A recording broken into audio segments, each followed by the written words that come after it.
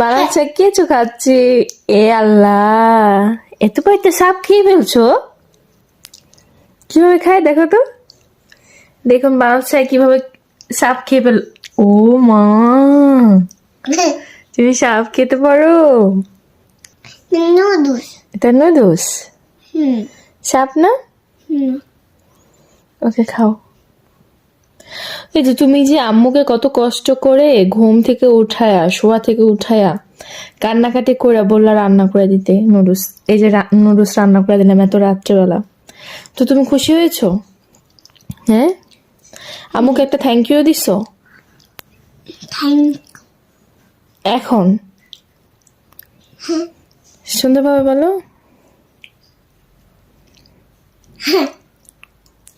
বলবো না? Thank you.